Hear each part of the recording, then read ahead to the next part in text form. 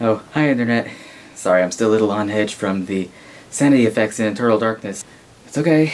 I just gotta move on, just gotta review another video game that should take my mind off of all the things that have gone wrong this year. Maybe a Wii U game. Let's see, what do I have? Oh, I do have Deus Ex Human Revolution. I haven't reviewed that yet.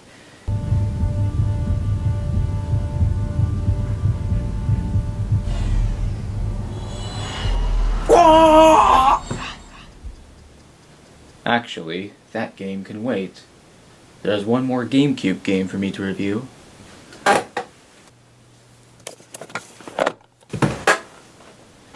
This one. Eternal Darkness may have been the first M-rated game to be entirely published by Nintendo, but Nintendo didn't stop there. In 2005, they published this other M-rated game that was more of a shooter.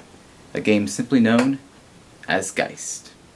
So the story of this game is a very sci-fi story that centers around John Ramey, a scientist working with a counterterrorism squad to investigate criminal activities by the Volks Corporation. During a mission that goes bad, Ramey is captured and his soul is ripped from his body. The Volks Corporation hopes to brainwash Ramey's soul to work for them in possessing others in order to fulfill the corporation's evil plots. Well, I've got news for you. You're mine now. You belong to me. Unfortunately for Volks, but fortunately for Ramey, he's busted out by this mysterious ghost girl who teaches him how to use his new soul powers to fight back against Volks. So does this story make sense to all of you? Captured scientist, soul ripped out for evil, ghost girl frees him and goes on a quest to use his powers to defeat the bad guys and reclaim his body. Oh, and there's demons from a hell dimension involved. You understand, right? Yeah, it's a bit of an odd and confusing story, but it serves its purpose for justifying this game's main concept of playing as a ghost. This game's overall presentation lies somewhere between cool and mediocre with a hint of hilarious. The visual presentation is adequate for GameCube standards, and there are cool visual effects and camera angles to make this feel like an immersive experience. But with some jagged character models, mostly flat lighting and shadowing, and muddy textures in a 2005 GameCube game, it's all rather underwhelming. Voice work doesn't feel like it's used very much, and the music, while very fitting for this universe and well composed, is also kind of forgettable. Voice acting does, however, bring that hilarity I was talking about, mostly because of how awkward it is. The most awkward being when you talk to an NPC and they give you one quick line, usually just, "Sir," before speaking in subtitles. "Sir."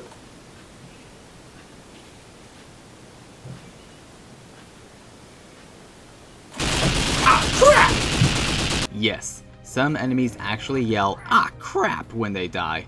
Hearing this in multiplayer actually makes sense and adds charm to it. For the single player, it makes you wonder if this game was actually meant to be taken with a serious tone. It's almost like the enemies know they're in a game and get mad when you kill them. "Ah crap, I can't respawn until the next hallway." Probably works that way since a lot of the human enemy soldiers look alike. But the sound effects are great and bring the game to life, especially the sounds made when you possess somebody, though some gun sounds are rather flat. Alright, let's get to the center of this game. As you could decipher for yourselves, this game's main hook isn't actually being a first-person shooter, although that is a big part of it, certainly in multiplayer. No, its main draw is playing as a ghost that can possess living things. I say living things because you're not just possessing people, you're possessing animals too. Dogs, bunnies, even rats and bats. But you've got one powerful soul, because you can also possess objects from an explosive barrel to an automated turret gun and so much more. Now, possessing an object or machine is easy, just aim at it and push A. But to possess the living, you've got to scare them first. So some puzzle solving is figuring out how to scare the being you need to possess, which involves manipulating machines to make them wet themselves more than a sissy walking through a hardcore haunted maze. This could mean scaring them towards an object using whatever object they're closest to, or attracting them closer by causing some disturbance. And I gotta say, this character's got a pretty frightening imagination to create some of these freaky illusions to scare hosts. Holy shit, he must have played some Eternal Darkness.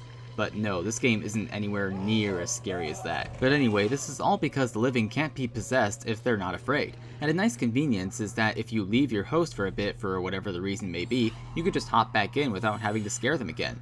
Realistic? I don't know. But it's a welcome feature to cut down on annoyances.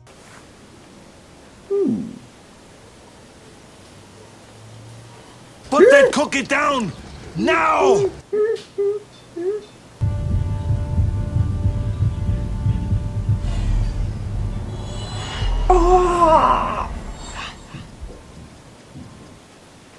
Hey Salem, how's the cookie? Salem?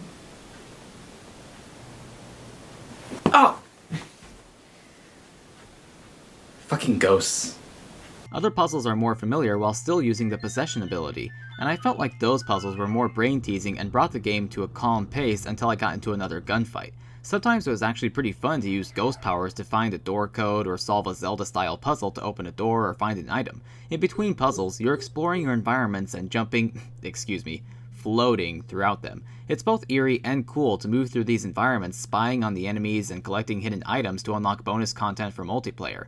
Each level has collectibles to grab as a ghost and others you have to be a host to grab, so it encourages you to keep an eye out and explore no matter which form you're in. None of this is very common for shooters, as normally some may see this as making the game too slow, but Geist makes it work for the type of game it is, and uses all these aspects to be a more unique first-person adventure game rather than a straightforward shooter. Of course, to keep the gameplay in a good mix and balance, you have those sections where the game is a shooter. It's mostly running through a corridor or around in a big room shooting, pretty standard for this time, but I enjoyed using the different weapons held by the various hosts. But the controls hamper the combat. One way is that unless you're using the sniper rifle or turret, you can't scope aim or zoom in to aim. Instead, L is either a jump or crouch button depending on the host. The other problem is that aiming isn't very steady, so it's easy to move so fast that you end up missing your target. However, I did eventually get used to the controls and they did become easier to handle, but still, they could have been programmed better from the start. A way to make gunplay more strategic is how you use your ghost abilities. Admittedly, I had fun leaving my host behind cover to go possess a turret or explosive box and take out the soldiers shooting at my host. It's a useful ability to remember and use wisely, because even though you really can't die as a ghost, unless you go too long without possessing something or draining life force from plants to keep your meter up, you can fail a mission if your needed host is killed too soon. So you can't just keep throwing hosts into the fire until one of them completes the level. You do have to have skill and strategy, and I like that a lot. I especially liked how some boss fights encourage you to use quick possession to win the fights faster, like this boss who drops a grenade if you shoot him at the right time, then covers up behind his shield. That won't save him if you quickly possess the grenade, roll it to his feet, and explode. It's just another example of how well this game uses its concept designs for combat as well as everything else. Granted, some bosses don't encourage you to leave your body at all, but those bosses are still fun to take on. In terms of enemies, the soldiers aren't great. Not just that they all look alike, but their AI isn't very intelligent. It's still fun to mow them down, but the fun and enemy variety picks up when the demons appear more. These demons are more fun to fight since they're vicious and most of them can take a lot of damage. When you want to break from the single player game, head to Geist's multiplayer. There are 3 modes to play, each one compatible with up to 7 bots depending on how many human players there are. Now, something odd about this is that by default, every player is assigned to a team. If you want a true free-for-all match, change the settings so every player is on a different colored team. While this does allow for more than 2 teams to fight each other, it does feel a little unnecessary. Perhaps just a free-for-all option added to this would have made for more efficiency. But let's get to the modes, which can all be played on a good amount of well-designed arenas that only increases from you unlocking them in single player. First mode is Deathmatch. Pretty standard here, win points by killing your opponents. But given the ghost concept, you get weapons by instead possessing lifeless humans and dangerous objects. While this does unfortunately prevent you from gathering 5 different weapons and switching between them like in other shooters, there is still good dimension added here. Jump into a box to get an explosive kill, shoot your friends from a possessed turret, jump between hosts to get a new weapon and more health, even hijack a player's hosts with one of the special items littered throughout the maps. Oh, and you apparently can play as some special characters from the single player mode once you unlock them. Like this one armed with a towel?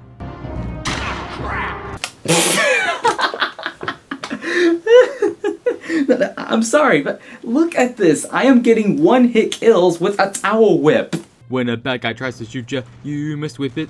You want to win the match, you must whip it. Now whip it into shape. Shape it up. Get straight. Whip it good. Let's move on to Capture the Host. This is like Deathmatch, except you score points by bringing your host to a spot on the map and leaving him there after you've racked up some kills. You don't reach the spot before getting killed, no points for you. It's an interesting mode that I didn't think was as fun as Deathmatch. Having to run to a certain spot after racking up kills felt more like a chore in this mode. I'd rather just shoot more bots and my friends. But the multiplayer's most unique mode is called Hunt. This pits a team of ghosts against a team of hosts. The ghosts have to possess the hosts and move them into death traps placed throughout the smaller map, while the hosts have to use these special guns to kill the ghosts. It's a very frantic and fun mode that will have both teams engaged in their respective methods of killing each other, but some maps have a bit too many traps which can make it unbalanced in favor of the ghosts. The the control issues don't help either. Maybe just taking away 1 or 2 traps in these maps, and of course fixing the controls, would fix the balance issue. Aside from the amount of traps, the hosts do have a fighting chance once possessed by firing a gas grenade close by or by mashing A to force a ghost out. As a ghost, you feel diabolical. As a host, you feel panicked but very triumphant for every victory. I think I actually enjoyed this mode almost as much as Deathmatch. It's definitely entertaining in a crazy way. Get in the pit! Damn it! Die, you fuck! Joseph, I can't kill them! Almost got you in the face. My MGS button mash. You killed yourself anyway. I didn't even have to possess him. It was the easiest kill ever. Geist was a game with plenty of potential that wasn't the success it could have been. Still, with what the game does have, it does serve as a fun addition to your GameCube library. It's another game for people who like something different out of their first-person shooter. Players who want more Call of Duty style action will likely be annoyed by this game's pacing, while people who like their gameplay to have more mixture will find this game as a unique experience to enjoy. Though it's far from perfect, it is worth a $10 or $20 purchase at most. And that's my review of Geist for the GameCube. If you like this review, check out my previous reviews of these other GameCube shooters, Time Splitters 2 and Time Splitters Future Perfect. See you all next time.